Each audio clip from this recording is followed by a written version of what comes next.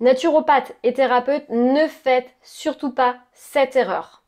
Bonjour à vous et bienvenue dans cette nouvelle vidéo, je suis ravie de vous retrouver. Je m'appelle Coralie Béguin, je suis naturopathe spécialisée dans les troubles digestifs chroniques et j'accompagne les personnes qui ont des problématiques de digestion, mais je forme également les thérapeutes et naturopathes à se spécialiser dans les troubles digestifs. Si ça vous intéresse d'en savoir plus, il suffit de dérouler la barre d'informations juste en dessous ou de cliquer juste ici. N'oubliez pas de vous abonner à ma chaîne YouTube et d'activer les dernières notifications pour recevoir toutes mes dernières vidéos et ne rien rater. Les présentations sont maintenant faites. Je voulais absolument partager quelque chose qui est fondamental avec vous. C'est cette erreur que je vois régulièrement dans l'accompagnement des naturopathes et qui les bloque, et peut-être que c'est votre cas, peut-être que ça vous bloque aussi dans votre développement professionnel. La chose souvent, quand on est diplômé et qu'on est naturopathe, on va commencer à s'intéresser un petit peu aux réseaux sociaux, surtout la nouvelle génération qui sont plutôt jeunes, et je jette pas du tout la pierre aux personnes qui sont un peu plus âgées, on va avoir envie de se développer sur les réseaux sociaux. Et qu'est-ce qu'on fait? Eh bien, on commence un petit peu à benchmarker sur les autres comptes, on regarde ce qui se passe, on regarde ce que font les autres, et là, vite, qu'est-ce qui se passe? On est envahi d'un sentiment de découragement et on se dit, mais je vais jamais y arriver. Pourquoi? Parce qu'en fait, quand on commence à se comparer aux autres naturopathes, mais dans n'importe quelle profession, eh bien, on peut avoir un sentiment de découragement parce qu'on voit des comptes à 20 000, 30 000, 40 000 abonnés. Et on se dit que nous, on a quoi? 5 abonnés, 10 abonnés, et encore, ce sont nos amis. Donc, très vite, en fait, on va se dire, mais est-ce que je vais y arriver? Est-ce que finalement, ce job est fait pour moi? Est-ce que je vais vraiment réussir à vivre de mon métier? Parce que c'est ça la principale question et préoccupation qu'on a quand on se reconvertit et qu'on change de voie.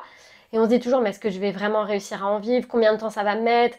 J'ai pas tout le soutien financier pour tout le temps, quoi, pour toute la vie. Donc il va falloir que ça marche au bout d'un moment. Première chose à faire, évitez d'aller vous comparer aux autres, évitez d'aller benchmarker sur les autres comptes. Pourquoi? Parce qu'en fait, si ça vous crée le sentiment d'insécurité, de mal-être, de tristesse, de colère, mais en fait, juste enlevez ces comptes-là et concentrez-vous sur l'énergie et l'apport que vous allez pouvoir donner à vos consultants. Ça, c'est très important parce que c'est ce qui va vous permettre de vous nourrir. C'est pas mal d'aller voir ce que font les autres, mais imaginons que vous avez une idée de sujet. Vous dites, ah ben, moi je vais écrire un article sur le jeûne intermittent ou sur les syndromes des ovaires polykystiques ou sur les ballonnements ou sur la perte de cheveux et que vous voyez une amie qui est avec vous en promotion qui écrit un sujet sur la perte de cheveux. Et en fait, vous vous rendez compte que vous allez dire quasiment la même chose. Mais en fait, qu'est-ce que vous allez faire? Vous n'allez pas le faire le sujet, parce que vous allez vous dire, elle va peut-être me copier, etc. Enfin, elle va peut-être penser que je l'ai copié, alors que c'est pas le cas. Et du coup, vous allez vous décourager.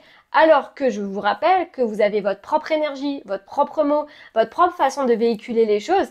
Et en aucun cas, vous allez forcément copier la personne. Donc moi, à mon sens, le mieux, c'est quand même de se verrouiller, en fait, de se verrouiller, de créer un petit peu son monde et d'éviter d'aller regarder ce que font les autres parce que sinon, vous allez être vite envahi par de la tristesse, de la colère, ça peut être de la jalousie également parce que ce qui est intéressant en naturopathie, c'est qu'on nous apprend la bienveillance et je me rends compte qu'il y a beaucoup de naturopathes et moi, je suis tombée un peu de haut parce que moi, j'étais un petit peu sur le monde des bisounours quand je me suis lancée, pour être honnête avec vous. Moi, je pensais que tout le monde était sympa dans ce milieu-là. Je me disais, moi, je vais partager mon bon plan, je vais partager les livres que j'ai lus, etc. Et puis, je me suis rendu compte au fur et à mesure, quand j'ai commencé à faire ça, que j'avais certains anciens amis, parce que pour le coup, c'est un peu fini entre nous, mais j'avais des connaissances et des amis qui, en fait, partageaient les conseils que je leur donnais sans même me citer dans leur post, qui se permettaient de donner des livres, etc., sans même me rendre l'appareil. Donc je me disais, c'est un peu fort de café. Et puis finalement aussi, je me suis rendu compte qu'il y avait certains thérapeutes et naturopathes qui passaient sur mon compte et me critiquaient. Certains confrères. Et d'ailleurs, ce que je me rends compte aujourd'hui sur cette chaîne YouTube, parce qu'on est plus de 100 000, je me rends compte qu'il y a certains confrères naturopathes que je ne connais pas et que je n'ai jamais fréquentés. Mais bon, c'est très simple de reconnaître quelqu'un avec son identité quand il y a marqué naturopathe à la fin. On va pas être tombé de la dernière pluie. Eh bien, je me rends compte que c'est souvent des naturopathes qui me mettent des allégations très négatives sur mon compte YouTube parce que ça dérange, parce qu'ils n'ont pas la même façon de penser que moi, etc., etc. Et là où je veux en venir par rapport à vous dans votre pratique, c'est que déjà, on s'en fout de ce que font les autres, clairement.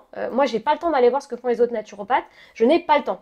Et moi, j'ai envie de vous partager ce message, c'est que si aujourd'hui vous êtes naturopathe, c'est pour aider les autres et c'est pas pour aller piailler sur ce que font les autres naturopathes. On est dans une profession de bienveillance, normalement, peut-être pas pour tout le monde, on n'a peut-être pas eu les mêmes cours de bienveillance et de psychologie, mais en tout cas, normalement, on est censé être bienveillant et c'est en aucun cas pour critiquer les autres naturopathes. Je vous prends un exemple. Sur Instagram, moi je suis une personne qui est à fond dans le crudivorisme et je ne partage pas cette philosophie. Mais est-ce que je vais aller critiquer cette personne pour lui dire que sa façon de travailler, c'est n'importe quoi, qu'elle met la vie des gens en danger, etc. J'en sais rien, je sais pas comment elle travaille en consultation. Elle met une partie de ce qu'elle fait dans les posts, même s'il y a des choses que je partage pas, mais en aucun cas je vais aller critiquer son travail.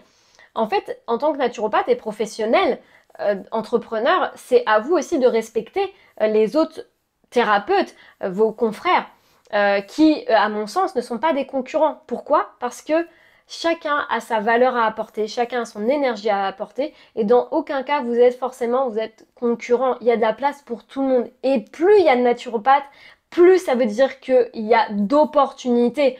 Donc ne prenez pas peur en vous disant s'il y a de plus en plus de naturopathes, il faut que je sois agressive, il faut pas que je sois amie, etc. Non, et puis juste entourez-vous aussi de personnes, par exemple dans votre promotion, ou même des personnes que vous allez rencontrer via YouTube ou Instagram, de personnes qui vont vous stimuler, pousser vers le haut, plutôt que de vous enfoncer en vous disant ton post est merdique, t'aurais pas dû écrire ça comme ça, c'était pas le bon mot, c'était pas la bonne tournure de phrase. C'est très déstabilisant au début. L'autre point que je voulais vous partager dans cette vidéo, c'est d'éviter de copier vos confrères. Il y a des personnes, des naturopathes qui, par manque de confiance en eux, vont aller piocher des idées et parfois beaucoup d'idées de posts et vont vraiment quasiment copier sans citer la personne. Et ça, moi, je trouve que c'est dommage. Comme je vous le disais, on est dans une profession de bienveillance et à partir de quel moment copier et plagier le travail de l'autre, c'est de la bienveillance. Donc à mon sens, c'est pour ça que je vous disais de vous mettre dans une bulle de protection, d'éviter de regarder ce que font les autres naturopathes et encore moins d'aller copier et épier l'autre. Je vous parle même pas des commentaires négatifs que certains naturopathes peuvent laisser, ou thérapeutes, hein, parce que c'est pas que les naturopathes, peuvent laisser sur le compte de certaines personnes. Je trouve que c'est dommage. Et imaginez-vous si votre consultant tombe sur ce commentaire. Imaginez qu'il suit cette naturopathe et il tombe sur votre commentaire alors que vous faites un commentaire pas très agréable. Est-ce que vous pensez vraiment que ce consultant va venir vous consulter? Bah moi écoutez, si demain je dois consulter un ostéopathe et que je vois sur Instagram qu'il a critiqué un autre ostéo, je vais me dire qu'en fait cette personne-là n'a pas confiance en elle et qu'elle essaye de piquer des consultants ou des clients sur cette personne. Donc clairement moi je n'irai pas voir ce type de personne. Donc, quelle personne avez-vous envie de devenir? Est-ce que vous avez envie d'être la personne et le professionnel, le thérapeute qui va épier les autres, être aigri, être jaloux et donc critiquer par même des pseudos, des fois anonymes, pour entre guillemets, eh bien, affecter l'autre? Ou est-ce que vous avez plutôt envie d'être un naturopathe qui soit inspirant, bienveillant, qui encourage et surtout qui aide les consultants à soulager les problématiques? Et ça, c'est vraiment la question que vous devez vous poser. Moi, quand je rédige un post ou une vidéo, en fait, je me mets toujours à la place de mon consultant. Je me dis, qu'est-ce que je peux apporter aujourd'hui? Quelle différence je vais faire peut-être dans la vie d'une personne, juste une personne. Et en fait, ça suffit à me faire du bien au niveau de ma journée, plutôt que de me dire, il y a encore des naturopathes qui sont venus critiquer ma chaîne, etc. Parce que, vous le savez, j'en ai fait part dans une newsletter il y a 2 ans, ça m'a fait beaucoup affecter. J'ai eu beaucoup de naturopathes qui me sont tombés dessus parce qu'ils ne partageaient pas mes idées. Mais encore une fois, moi c'est ce que je dis, il y a différents courants de naturopathie, je suis pas là pour me faire des amis, clairement, je m'en fiche. Moi ce qui m'importe c'est surtout d'aider les personnes à soulager, voire à supprimer leurs troubles digestifs, et puis de former les naturopathes, parce que moi ce que j'ai envie c'est qu'aujourd'hui on inonde la France et peut-être l'international de personnes qui vont aider et soulager les troubles digestifs, parce qu'il y a beaucoup de naturopathes à mon sens qui ne sont pas du tout aptes à aider et soulager les personnes dans les troubles digestifs. Je l'ai vu pendant les deux premiers lancements de l'Académie des troubles digestifs, en cas pratique. J'avais des personnes qui étaient déjà diplômées et je me disais, mais il y a quand même des lacunes, alors qu'elles sont diplômées. Encore les personnes qui sont en études, je me dis, c'est tout à fait ok, bien sûr, on met un peu de temps, etc. à assimiler, mais pour les personnes qui étaient déjà diplômées, à mon sens, il y avait des lacunes. Et ça, c'est le gros problème du manque de pratique et de la confiance. Donc, ce que je voulais vous dire, et pour récapituler, eh bien, faites ce qui vous plaît. Mettez une bulle de protection pour éviter de regarder ce que font les autres naturopathes, et si ça vous accable, si ça vous génère des sentiments négatifs, eh bien, fuyez dans ces cas-là et juste tournez-vous vers ce que vous allez apporter. Et troisièmement, concentrez-vous toujours vers ce que vous allez pouvoir apporter vers l'autre. Et quatrième chose, quelle posture, quelle est la personne que vous voulez devenir et incarner. Est-ce que vous avez envie d'être la personne qui critique les autres et qui piapiaille sur le dos des autres naturopathes et thérapeutes, ou est-ce que vous avez envie d'être au contraire la personne qu'on va aller suivre pour son énergie, pour sa bienveillance, pour ce qu'elle diffuse? Dites-moi un petit peu dans les commentaires, justement, si vous êtes naturopathe, vous êtes lancé, c'est compliqué.